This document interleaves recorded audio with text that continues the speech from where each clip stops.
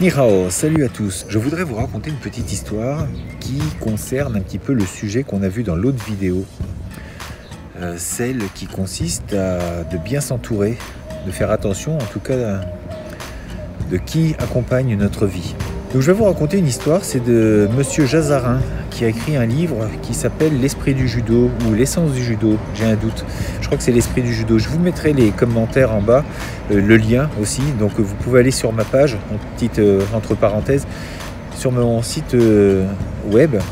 Vous pouvez trouver donc différents livres, que ce soit dans le développement personnel et dans les arts martiaux.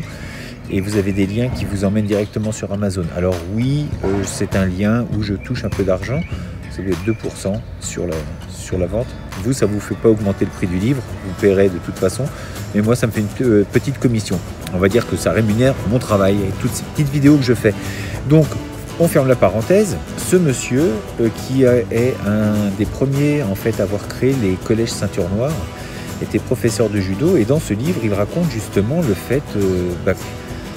qu'est-ce que ça peut avoir comme conséquence de choisir les mauvaises personnes. Donc la petite histoire, la voici. Je vais embellir l'histoire un petit peu parce que c'est plus tout à fait ça, mais en tout cas le fond est le même. C'est peut-être la forme qui change un peu, ça fait très longtemps que j'avais lu ce livre, mais c'est une histoire qui m'avait marqué. Donc vous ne m'en voudrez pas sur le fond, mais en tout cas sur la forme, mais le fond est le même. Il y avait donc un élève qui pratiquait et il dit un jour à son maître... Est-ce que je suis prêt à être ceinture noire? Ça fait longtemps que je suis avec vous. Comment ça se fait que je ne suis pas encore ceinture noire? Est-ce qu'il faudra beaucoup de temps? Le maître lui dit tu n'es pas encore prêt. Donc il dit mais il me faudra beaucoup de temps pour ça? Il dit peut-être. Il dit mais comment ça se fait? Il y en a d'autres qui ont commencé avant moi. Bon, du coup, il n'est pas ceinture noire et il demande un petit peu pourquoi, comment ça se fait. Et il voudrait bien comprendre qu'est-ce qu'il doit faire. Est-ce que je dois travailler mieux? Est-ce que je dois faire plus de choses? Le maître lui dit, un jour ta femme est rentrée dans dojo. Ce jour-là, elle ne m'a pas salué. Et là, il ne comprend pas. Il dit, mais qu'est-ce que ça a à voir? Enfin... Et le maître lui a dit, ça a tout à voir. Si tu n'es pas capable de choisir une femme respectueuse, alors tu n'es pas ceinture noire. Est-ce que vous vous rendez compte? C'est que lui, il peut avoir toute la meilleure attitude possible avec le maître, être respectueux, travailler très bien, être techniquement très bon, mais ça ne suffit pas. C'est-à-dire que l'enseignement doit vous viser non pas à être bien uniquement sur le tatami une fois que vous avez ouvert la porte, mais surtout en dehors du tatami. Les valeurs que vous apprenez dans le dojo doivent être transmises et acquises pour que vous puissiez les utiliser hors du dojo.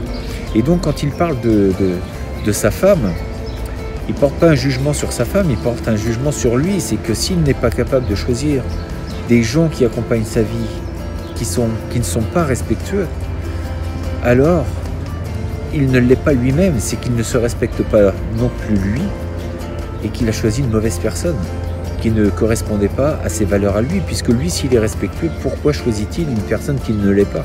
Je veux en venir aussi surtout au fait que, en fonction de ce que vous êtes, vous pouvez être la meilleure personne du monde si vous prenez des mauvaises personnes, si vous êtes influençable, si vous dites oh bah tant pis, je veux bien, j'ai pas envie de m'impliquer, j'ai pas envie d'avoir la guerre, mais cette personne-là je l'aime bien parce qu'elle est quand même sympa sur telle et telle chose, mais elle est mauvaise sur d'autres points de vue. Mais si vous faites beaucoup de compromis comme ça sur votre vie, sur les gens qui vous accompagnent, alors c'est le meilleur moyen de vous attirer des foudres, parce que les gens, eux, ne verront aussi que les gens qui vous accompagnent. Ils pourront dire oui, il est bien, mais par contre, il traîne qu'avec des gens malsains, qu'avec des gens franchement pas bien. Vous voyez ce que je veux dire? On est assimilé parfois aussi avec notre entourage. Parfois on ne l'est pas, on n'est pas comme ça, mais le fait d'être avec des gens qui sont différents de nous, mais dans le mauvais côté, eh bien ça va déteindre sur nous. De toute façon, ça va déteindre. Et puis vous allez être assimilé à ce groupe ou à ce genre de personnes. Donc bien faire attention à tout ça. Et dans la pratique martiale, c'est là aussi où je voulais en venir dans cette vidéo, c'est que les valeurs acquises dans un dojo, elles doivent non pas s'arrêter à la porte du dojo, mais elles doivent continuer en dehors et dans votre vie. Et c'est à mon sens beaucoup plus important. On vient y apprendre des choses, mais si cet enseignement ne nous sert pas dans la vie de tous les jours, cet enseignement est vide. Et ce qu'on vient, c'est surtout se remplir. On vient se remplir de valeurs, se remplir de sens, se remplir de techniques, mais de valeurs, de respect, d'attitude, d'abnégation, d'autodiscipline, de rigueur, de souffrance, savoir souffrir, ne rien dire, encaisser, et puis voir plus grand, avoir des projets, se projeter dans la vie. Tout ça dans les arts martiaux, on nous l'enseigne. Mais si ça s'arrête au vestiaire, c'est un peu dommage, non? Donc non, il faut vraiment déployer toutes ces facultés, toutes ces belles choses en dehors de notre dojo. En dehors. Et si vous avez cette capacité, si vous avez cette possibilité, si vous avez la chance de trouver des professeurs qui vous enseignent tout ça, eh bien gardez-le. Parfois c'est pas des endroits où il y a beaucoup de monde, mais gardez-le. Alors attention, hein, c'est pas des gourous non plus. D'ailleurs, ceux qui tiennent absolument à ce qu'on les appelle maîtres, méfiez-vous. Généralement, les gens humbles, les vrais maîtres, ils ne se font pas appeler maîtres. Généralement, ils restent humbles, ils se font appeler par leur prénom. Et croyez-moi, c'est une preuve, c'est une garantie d'humilité et souvent de bon enseignement. Quand on commence à dire « tu dois m'appeler maître »,« tu dois m'appeler comme ci, comme ça », c'est louche. Je ne vais pas en faire une généralité, mais c'est louche. J'espère que vous aurez aimé cette vidéo. Bien sûr, abonnez-vous, partagez, faites découvrir un petit peu ces vidéos. Je tenais aussi à remercier tous les petits commentaires que je peux avoir de temps en temps. Ça paraît rien, mais ça fait beaucoup de bien. Croyez-moi, quand on se lance dans ce genre d'aventure, parfois on est seul face à notre caméra, on met ça sur YouTube.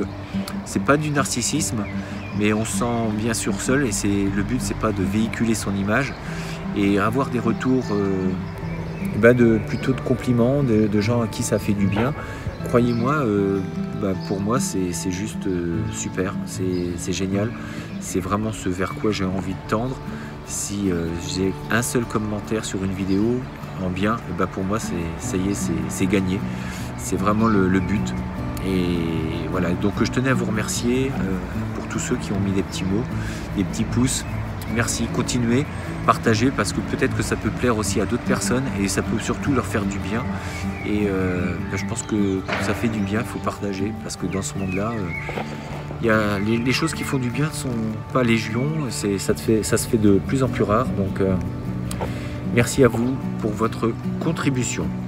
Donc on se dit à demain pour une nouvelle vidéo qui fera du bien, j'en suis sûr. En tout cas, je vais faire de mon mieux.